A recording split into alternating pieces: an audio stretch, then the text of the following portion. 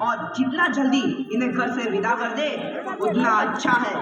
कल से आनंदी की पढ़ाई लिखाई बंद। पर बापू, इसमें मेरी क्या गलती है? आप मुझे पढ़ाई करने क्यों नहीं देते? तेरी गलती है कि तू एक लड़की है। लड़का होती तो क्या बापू?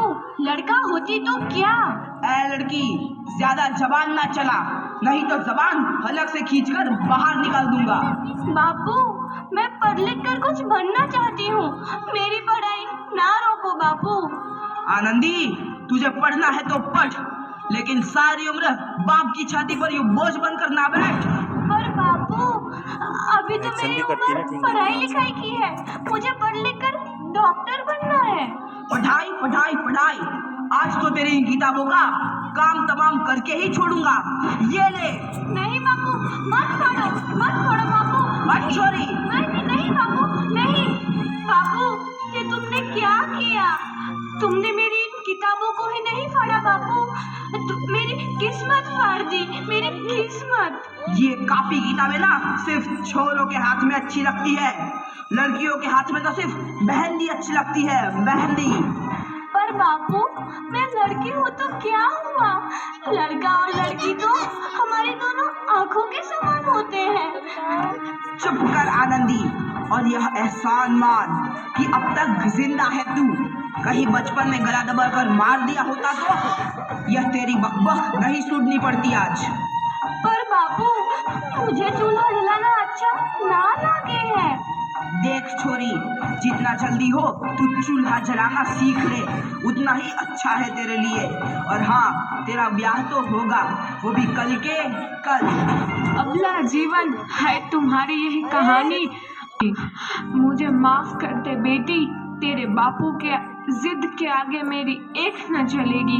माफ कर दे बेटी, मुझे माफ कर दे। इस प्रकार मात्र 9 वर्ष की छोटी उम्र में आनंदी का विवाह गोपाल राव जोशी से हो गया। बाल विवाह एक सामाजिक कुरीति है और इस कुप्रथा का शिकार होना पड़ा आनंदी को। 5 वर्ष बाद आनंदी 14 साल की हो गई है। उसके घर एक शिशु ने जन्म लिया है। देखते हैं आगे क्या हुआ। देखिए ना, इसे क्या हो गया है?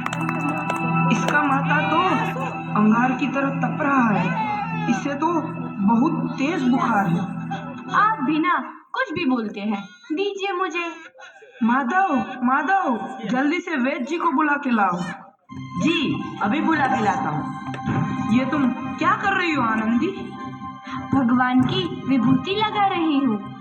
बस करो आनंदी, ये सब अंधविश्वास है। अरे आप यकीन तो कीजिए, भगवान की कृपा से इसका माथा ठंडा हो रहा है और बुखार भी उतर गया है ना बाबू?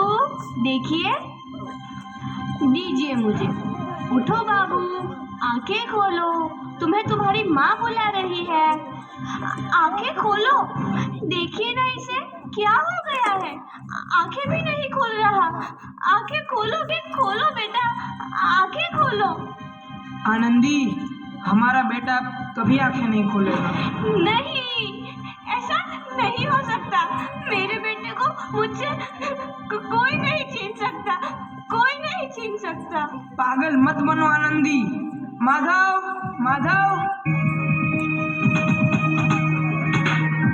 आनंदी, बंद करो ये पागलपन। विश्वास ने तुम्हारा बच्चा छीना है। अगर तुम पढ़ी लिखी होती तो आज हमारा शिशु जीवित होता। तुम अनपढ़ थी आनंदी, अनपढ़। नहीं, अब मैं अनपढ़ नहीं रहूंगी मैं अनपढ़। मैं पढ़ूंगी ताकि कल किसी और आनंदी को इलाज के अभाव में अपना बच्चा ना खोना पड़े। शाबाश आनंदी, और यही तुम्हारे अपराध के लिए प्रायश्चित भी है।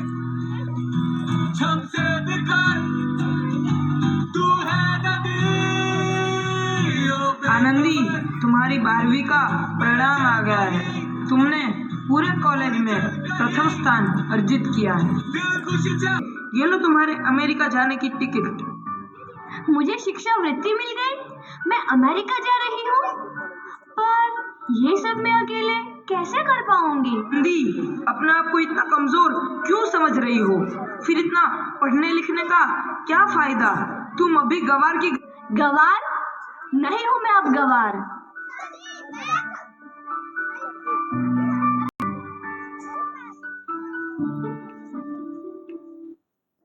तो इस प्रकार 7 अप्रैल 1813 के पेंसिल्वेनिया के लिए रवाना हुई और 3 साल बाद उन्होंने डॉक्टर ऑफ मेडिसिन की उपाधि प्राप्त कर ली। इधर आनंदी के पिता की तबीयत बहुत खराब है। आगे क्या होता है देखते हैं। अब मेरे जाने का समय आ चुका है। अब मैं नहीं बचूंगा। एक बार वहां चलकर दिखा लेते हैं। हाँ सही बोला भैया, कम से कम दिल को तसल्ली तो मिल जाएगी। हाँ चलो चलो जल्दी हॉस्पिटल चलते हैं।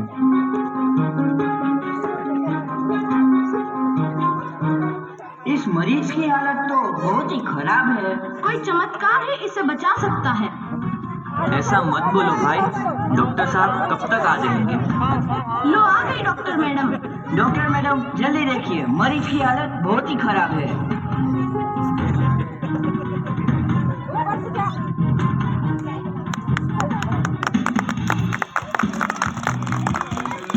अब आप बिल्कुल ठीक हैं। मौत के मुंह से आपको बचाया है डॉक्टर मैडम ने। डॉक्टर साहब ने मुझे बचा लिया। मुझे मिलना है डॉक्टर साहब से। डॉक्टर साहब नहीं, डॉक्टर मैडम बोलो। डॉक्टर मैडम, उन्होंने ही तुम्हें जीवन दान दिया है। लो आ गई डॉक्टर मैडम, मिल लो उनसे। डॉक्टर मैडम आपका बहुत बहुत धन्यवाद। आपने मेरी जान बचाई। इसके बदले में मैं गरीब भला आपको क्या दे सकता हूँ? वचन चाहिए मुझे कि कभी ये नहीं कहोगे कि लड़कियां कुछ नहीं कर सकती। वचन? ये कैसा वचन? अरे श्यामलाल, तुमने पहचाना नहीं? तुम्हारी बेटी आनंदी। आनंदी? मेरी बेटी आनंदी? डॉक्टर? हाँ बापू, वही आनंदी जिसके लिए बचपन में तूने चूल्हा और दूल्हा के अलावा कुछ नहीं सोचा था। आनंदी, आनंदी मेरी बेटी, मुझे माफ कर दे। तेरा अपराधी हूँ मेरी बच्ची, माफ कर दे।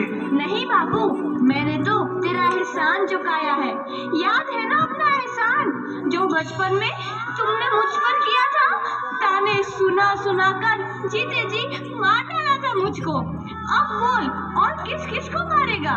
आनंदी बेटी, मुझे माफ कर दे मेरी बच्ची, मैं तेरा गुनहगार हूँ।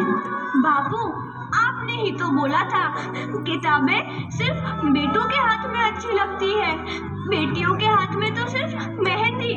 बेटों और बेटियों में फर्क करना तो आंखों में फर्क करने समान है। एक का पढ़ना और दूसरे का ना पढ़ना सामाजिक अंधकार है बापू, सामाजिक अंधकार। उपकार मांगता हूँ मैं तुझ जैसी बेटी का, जिसने सारी उम्र मुझसे कुछ ना मांगा तो सिर्फ बराबरी का दर्जा। वरना सच तो यह है कि मैं तेरी माफी के लायक भी ना हूँ। मुझ जैसा बाप तेरी बराबरी कर सके उसके मैं लायक भी ना हूँ मेरी बेटी, मैं लायक भी ना हूँ। अपने बापू को क्या माफ नहीं करोगी आनंदी? माफ कर दो आनंदी, माफ कर दो। सुबह का भूला यदि शाम को घर लौट आए तो उसे भूला नहीं कहते। बापू। तो इस प्रकार आनंदीबाई जोशी ने अपनी मेहनत और अटूट इरादे से न केवल भारत की पहली महिला डॉक्टर बनी, बल्कि आगे चल के उन लड़कियों के लिए सुनहरा रास्ता दिखा गई